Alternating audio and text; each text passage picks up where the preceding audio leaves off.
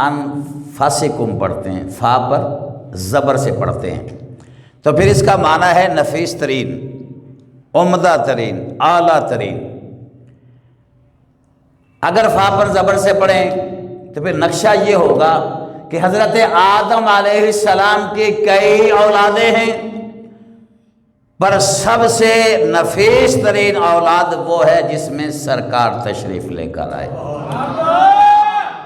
حضرت ابراہیم علیہ السلام کی کئی اولادیں ہیں، پر سب سے نفیس ترین اولاد ہے اسماعیل علیہ السلام۔ حضرت اسماعیل علیہ السلام کی آگے کئی اولادیں ہیں، سب سے نفیس ترین ہیں کنان والے،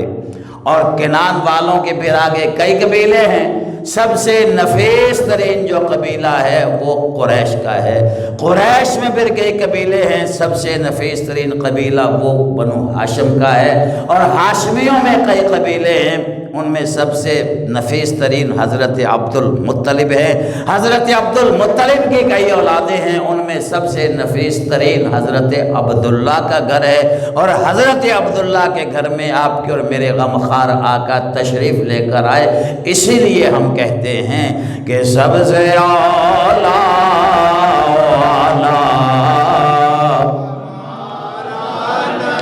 آواز سے سب سے اعلیٰ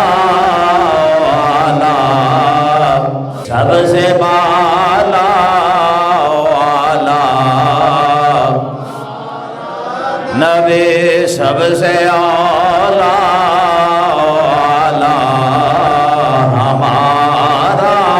نبی، سب سے بالا والا،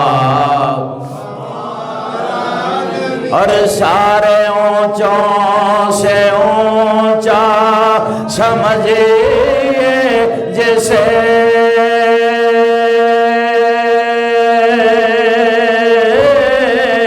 سارے اونچوں سے اونچا سمجھیے جسے ہے اس اونچے سے اونچا ہمارا نبی، سارے اونچوں سے اونچا، سارے اونچوں